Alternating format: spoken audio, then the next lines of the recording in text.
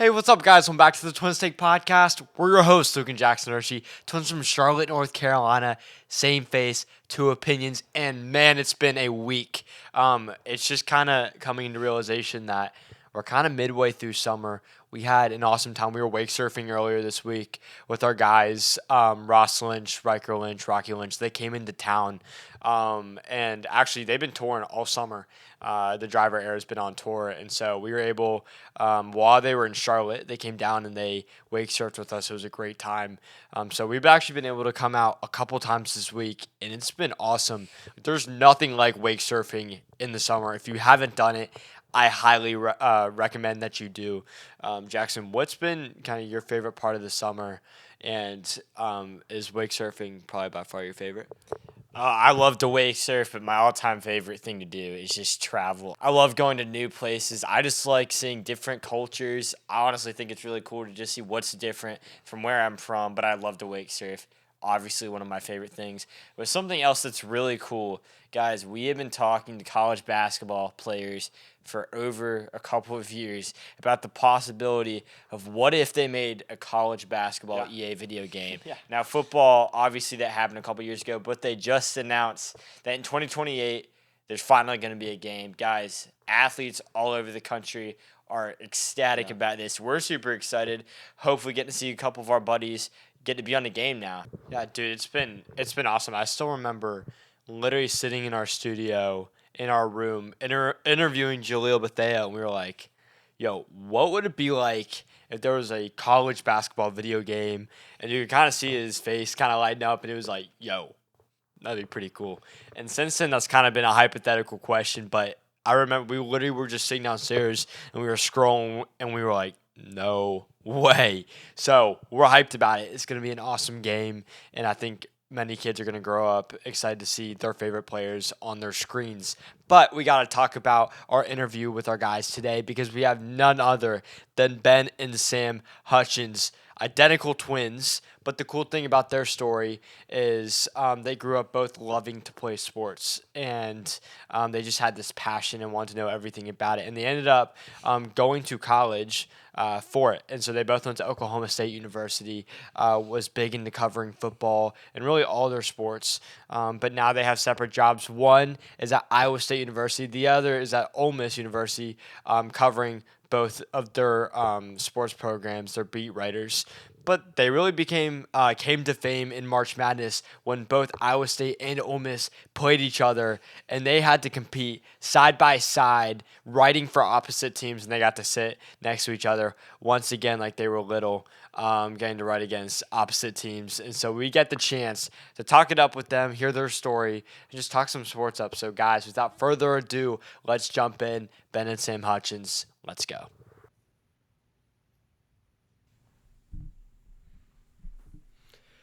Hey, what's up, guys? Welcome back to the Twins Take Podcast. And we got an awesome guest hopping on with us today. Identical twins. We got none other than Ben Hutchens. That's a beat writer for Iowa State University. And Sam Hutchens, a beat writer for Ole Miss University. Boys, thank you for coming on. Oh, it's good to be here. When I see twins in the inbox, reach out, man. I'm going to help out every time I can. We got to stick together. Man, it's so true. It's it's always a good time when we have twins on here, and I think I think that's awesome. We first of all, y'all had an unbelievable year this year, whether that's baseball, football. It seems like both Iowa State and Ole Miss had an unbelievable year, and y'all just got to sit there and cover it, which is awesome. First of all, how was it, and did y'all enjoy your time out there? Yeah, guys, I kind of joke. I moved to Ames, Iowa in September, right after the Cyhawk game. So Iowa State beats its rival the week before I'm there. So momentum's already crazy high. And they proceed to have the best season in school history, setting off a record 11 wins. So by the end of it, I kind of joked with the athletic director, Jamie Pollard. I said, Jamie, what's the deal, man? I get to campus and it's the best season in program history. I think I might need an NIL deal. And he said, yeah, residuals. He said, get in line. That's awesome. Yeah, the Ole Miss journey's been kind of crazy too. Yeah, it's kind of weird, pretty major success in football, but when you had so many guys, the whole starting D line drafted, it was like Mm-hmm. success mixed with the disappointment of, oh dang, like a home loss to gone. Kentucky, and you're looking at a college football playoff. So Wow. it was, I mean, that was kind of the story of the football season. But yeah, then it kicked off with basketball and Chris Beard taking this team to the Sweet 16, and then. The women's basketball team got to the Sweet 16. The softball teams in Oklahoma City, and I'm prepping here for baseballs in Oxford this weekend with Ole Miss hosting. So yeah, people, my timeline is full of takes that are saying this is the greatest year in Ole Miss sports history too, which is just kind of nuts. To, I got my job I think like within 3 days of Ben getting his. So yeah, for quite a first start since September. Man, it sounds like y'all could not have landed those jobs at a better time. That's absolutely awesome. We kind of wanted to start off from the beginning of y'all's journeys. Obviously, y'all are both massive sports fans all around, but when did y'all really start getting into it? I don't ever really remember a time we weren't in it, to be honest, Ben. And maybe a lot of it was like, I don't know, we didn't grow up with cable, so there wasn't a ton else to watch. And Ben and I would love just like, even when we're like 7 years old, just like listen to the Texas Rangers games on the radio. We grew up in DFW, then moved to Oklahoma. But yeah, our parents, our mom and our dad are both incredibly supportive of Ben and I, in our careers. But they kind of help foster that love of sports. And like whenever we were watching big games or whatever, our parents were right there too. So it really was kind of a family deal, along with our little brother. So it was always kind of felt like built in, and then we kind of learned we liked writing later on. That was maybe the hard part That's of getting to where we were. Yeah, I think so I did was- y'all know? Oh, go ahead. No, I was just gonna say I charted it out one day. As us sports media guys do, we're kind of weird. I charted it out like, when did I first get into watching sports? And the first ever sports game I can remember watching, I can give you a specific date, was the Super Bowl between the Colts and the Bears. I think I was 5 years old, or 5 years and 3 months old. So I guess that's the official date when we got into it, because Sam was right there watching. What was y'all's first Super Bowl that you guys remember? I think I want to say Seahawks, Broncos. because I mean, like, and y'all know, like, we're from Charlotte, so I mean, the year where I know it was crazy for our entire city was when Carolina with Cam Newton Yeah. should have gone undefeated, lost to Atlanta with 2 games left in the regular season. You're kind of like heartbroken because you should have been going into the playoffs undefeated, and then they lose. My parents went to the Super Bowl in San Francisco when we lost, and I mean that was really the first time and that year together, because I'm a Duke fan, so Duke won the national championship back to back. We had the Panthers go to the Super Bowl. Like, that entire year was unreal. But I just remember having just kind of that first time of like really seeing a team like I loved in the NFL go to the Super Bowl. Like, there's nothing like that. I think that's. Do you remember kind of like falling, like when you kind of started loving it? Honestly, just the whole Luke May leading cool. Carolina to the national championship. Those 2 years were just insane. So big basketball fans, big football fans, and it's just fun to watch your teams just go all the way. Yeah. We kinda get I to appreciate experience the that a lot. explanation there, guys, because Sam does not know what we're talking about. He's a Dallas Cowboys fan, and he's gonna need some more explanation on what that's like. That's funny. I've settled. I've made peace with the fact that I'll probably die before. What's up? I've never even seen my team in the NFC Championship game. Yeah, dude, it's funny. So we grew up. My next door neighbor, he was Marty Schottenheimer, just like the 7th most winningest head coach of all time. His son, Yeah. who were like family friends, just got the head coaching job at Dallas. Brian, So sick. and we were laughing because we went to lunch with Mrs. Pat. That's his mom. We went to lunch with her like a week after he got the job, and it was crazy. Like, we were like, did y'all expect that to happen? And they were like, no, it kind of came out of nowhere, and Jerry Jones just kind of like presented out of nowhere. And for y'all, I'm hoping Dallas has a huge turnaround. But it's funny. I think he's such a special coach where, unlike a lot of coaches, he really like has personal relationships Like Dak Prescott wanted him to be the head coach. Like went to Jerry Jones and told him he wanted Brian as their new head coach. So I'm hoping that they'll finally. They've been so close so many years, and they just kind of fall short right there at the NFC Championship. I'm praying this is the year for y'all. Appreciate that. Yeah. So y'all fall into sports. Oklahoma State. Did y'all know what you wanted to do, like in the sports kind of realm going into Oklahoma State, or was it kind of just gonna try everything out and then figure it out from there? We went into school wanting to be sports broadcasters. Oh, interesting. Yeah, I mean, I think a lot of people, maybe you go into sports media thinking that's like the only thing there is. That's the only option to get into press box. That's the one that definitely comes to mind, when you turn on a game and you see the broadcaster. And then we got to school, guys, in 2019 and COVID hit. And that kind of changed the process for getting into games. So we looked at it and realized the best avenue to get into arenas and football stadiums and cover games is just going to be through our student newspaper. And we had some friends who were involved and they invited us down, and that's so important. So we kind of just did the writing thing to get into games and realized, hey, we're having some fun with this and let's see where it goes. So were y'all completely set after y'all kind of got a taste of the writing side? Were y'all both okay with kind of dropping the idea of being broadcasters and moving to that side after getting to experience it a little bit?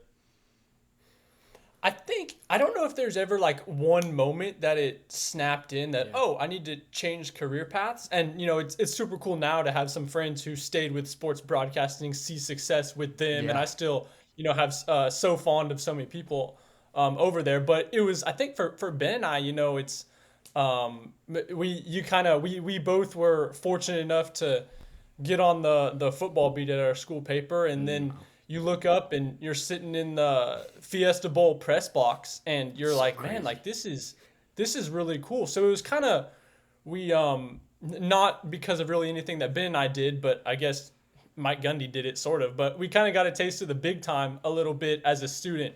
And that was a huge blessing to kind of show us how cool this can be and how rewarding it can be.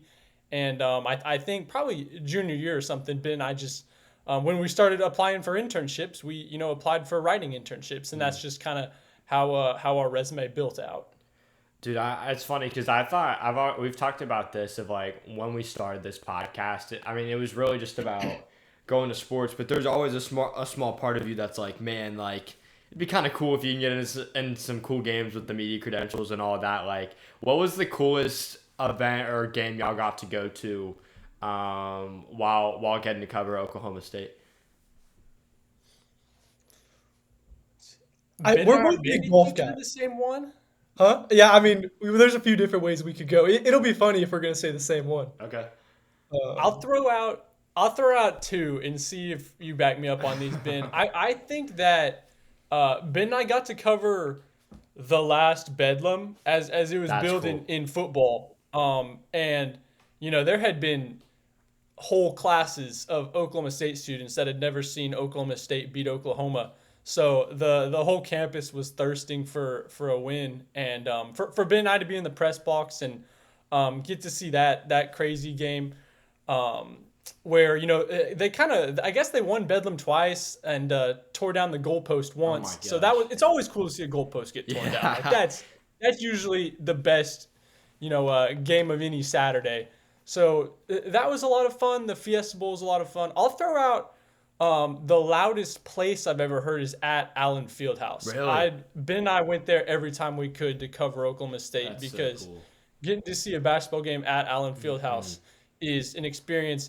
I don't know if you've been to Cameron Indoor. It's probably about the same thing, but Allen Fieldhouse, I was fortunate enough to go to at Death Valley for Ole Miss. That's really cool. And I say that I think Allen Fieldhouse was a tiny bit louder, but Death Valley at night in overtime, those were the top two that I've ever seen. So one was in school. That's really cool. Are you going to back me up, Ben, or did you have one I missed?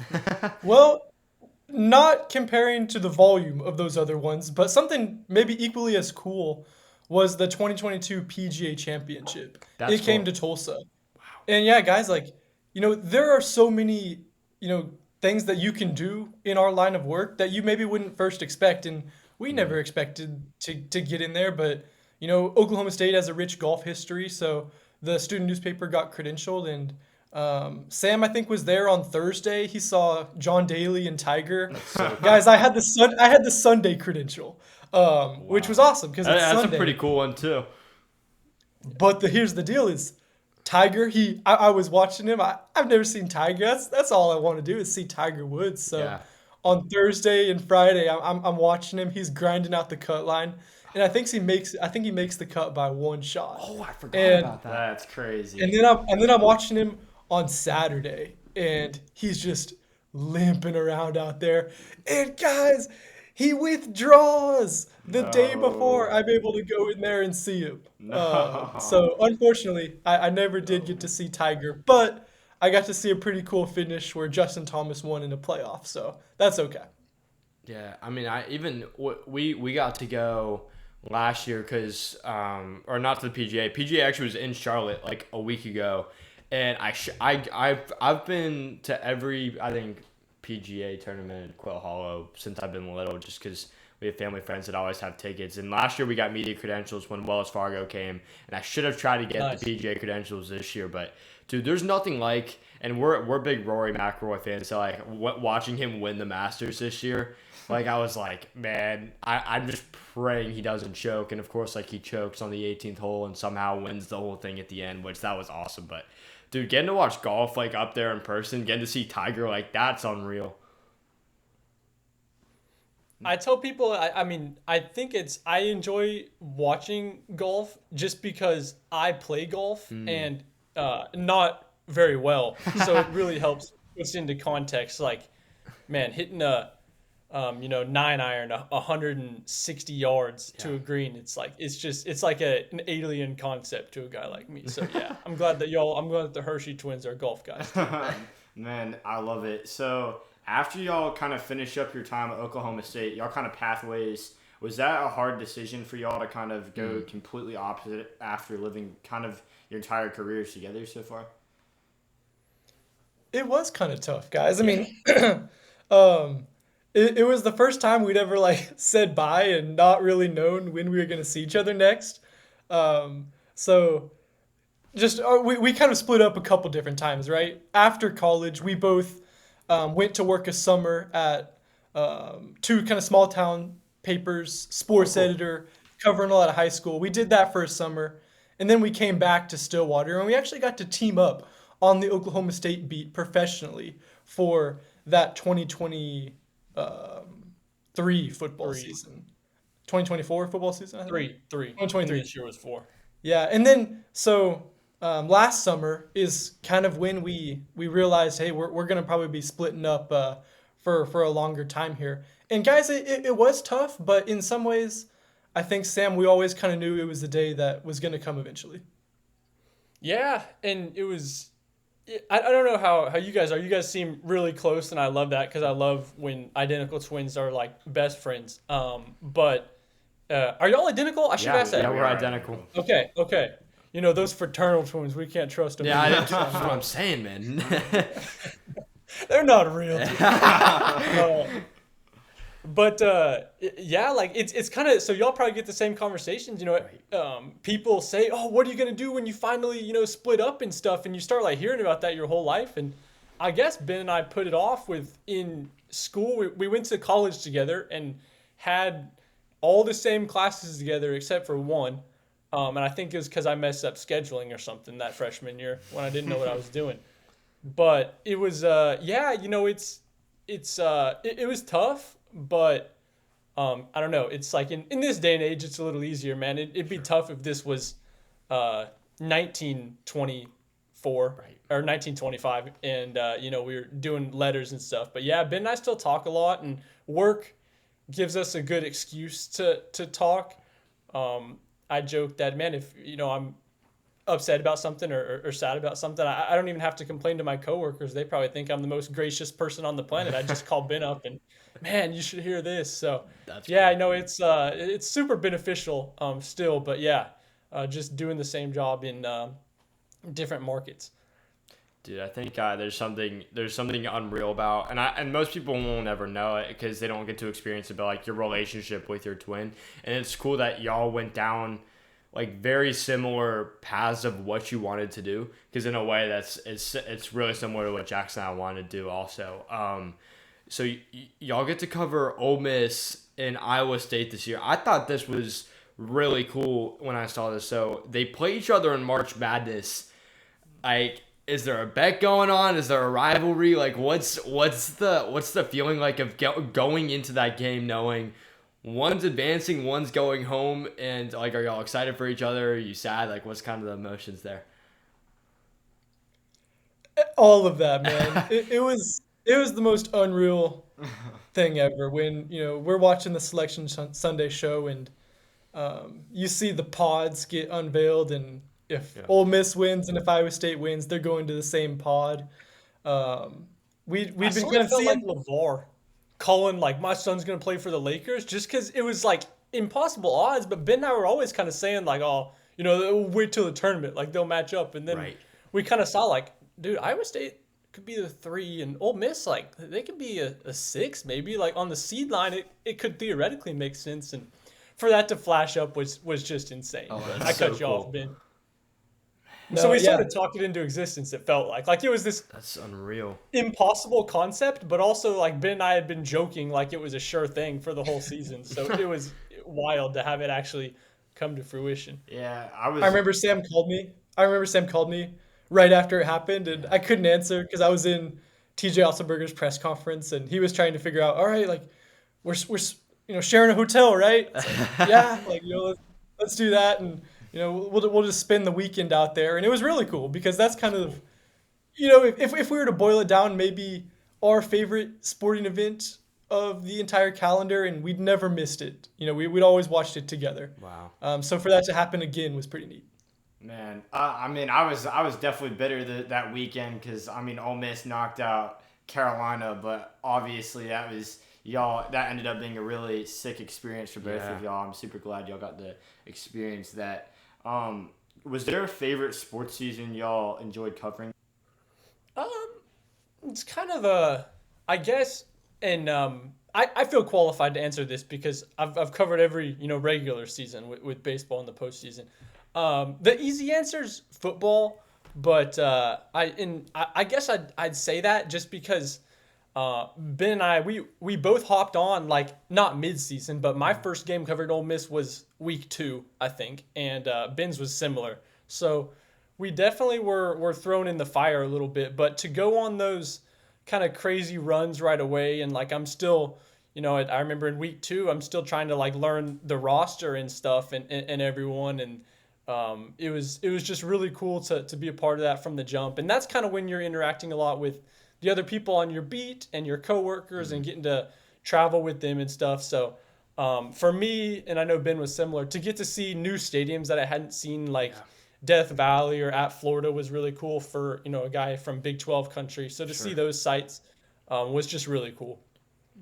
I'll throw out basketball, probably just mainly for the reason that you guys outlined. The end of that was so cool with the NCAA tournament with your brother. I mean, it doesn't get any cooler than that. But the regular season was also pretty sweet. They say the coldest you'll ever be is walking out of Hilton Arena at night in Iowa in February. And they're right, but it was worth it. Do y'all have a dream like game to get to cover? Mine's probably a tournament. I'd say the Masters. That's cool. I'd love to. I've never been to a Super Bowl, but so I'd definitely love to go to a Super Bowl.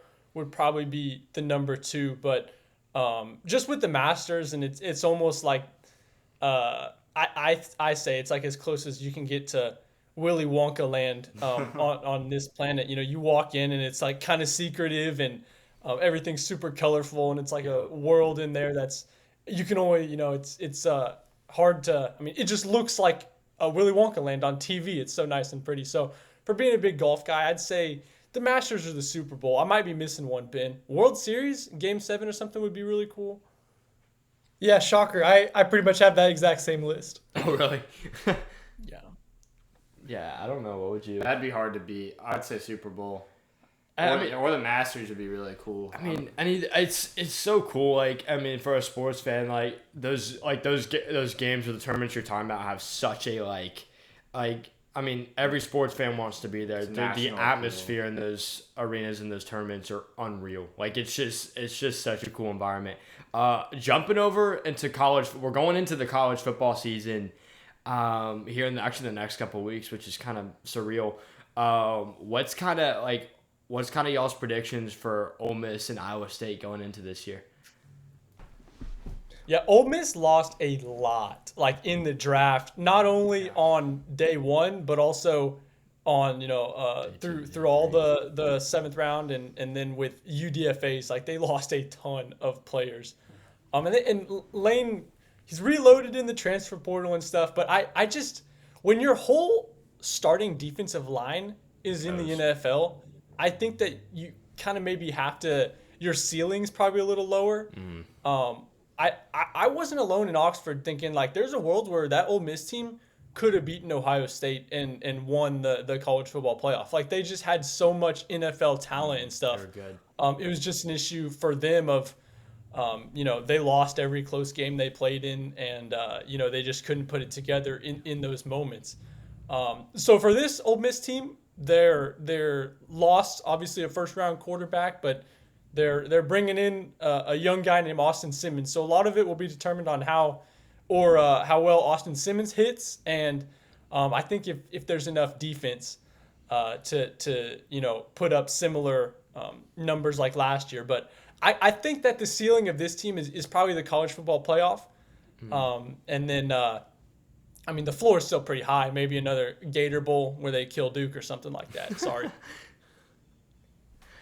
I think for Iowa State, again, they lost a lot of people, as with Ole Miss. That's what happens when you have the best season in program history, is you lose a lot of those guys. Right. In Iowa State's case, two receivers, Jaden Higgins and Jalen Knoll, both to the same NFL team. So that's going to be, I think, the main piece is, can Iowa State replace its receiving production with younger receivers and also tight ends, like Benjamin Bramer's a guy to watch for Iowa State. And, the good news for the Cyclones is they have Rocco Beck coming back, who I'm sure, had $3, $4, $5 million from Tennessee. Like he was, a hot commodity, but he's a Cyclone. He wants to be in Ames, and he's coming back. So that makes you feel like Iowa State has a pretty decent floor to their ceiling. But guys, I just don't know if the 11-win ceiling is quite going to be there. Iowa State won a lot of those close games. And it's going to be hard to repeat. They finished in a 4-way tie for first in the Big 12, which got them into the championship game. But we saw what happened, against Cam Scatteraboo and against Arizona State in that Big 12 championship game. So if Iowa State's defense can maybe patch some of those holes, maybe the ceiling rises a little bit. Yeah. But I think the 7.5 win over-under is just about right. Man, I think there's definitely upside for both teams. It'll be a very fun season. Kind of just wrapping it up real quick. Y'all both had just incredible journeys, and it's just the beginning. Do y'all kind of have a favorite just overall story between the two of y'all that over your entire just, I guess, football writing journey? A story from one that we've written, or just like a story that I wrote? No, it can just be in general. I mean, when y'all read something y'all experienced together, whatever feels best for y'all. That's a great question. Yeah. Sorry, it's okay if you have to think back for a minute, cool. too. It was really cool for me because Ben and I still talk every day, right? Or most days. And, it was really cool when our kind of worlds collided in March Madness, and they showed us on TV, and my phone looked like I hit the game-winning shot, which is ridiculous. But I say that my favorite part of that weekend was getting to meet Ben's crew on the Iowa State beat. Oh, that's cool. A lot of it was because I talk with Ben every day, and it was kind of like a crossover episode or like meeting side characters. And to hear all these names from Ben and stuff, and I know Ben probably felt the same way, to get to meet them and see hey, if you're a friend of Ben, I guarantee we can be friends too. So it kind of felt like I had some built-in friends like that. That was really cool. I enjoyed that. that'd be hard not to pick as the highlight just from, I guess, this last year. Yeah, I agree. There's some war stories about the blown tires on the road, or some of the crazy stuff that happens. But I think one of the things that maybe I'll think of as really cool was getting to go to Allen Fieldhouse with Sam, who was also on the Oklahoma State beat, and we brought our dad. We bought him a ticket. Oh, really? He was born in Kansas and grew up a Kansas basketball fan, and to get to take a picture, on the court with the three of us, go see the rules of basketball over there. That was something that's pretty special. Dude, that's so cool. Like that's cool that y'all got to like experience that together and then get to take your dad on that with you. And I'm sure that's something he'll never forget, guys. Bro, thank you so much for hopping on a Wednesday morning. We really do appreciate you guys. You guys have some big things ahead, and we're excited to keep watching. Thank y'all so much. Right back at you.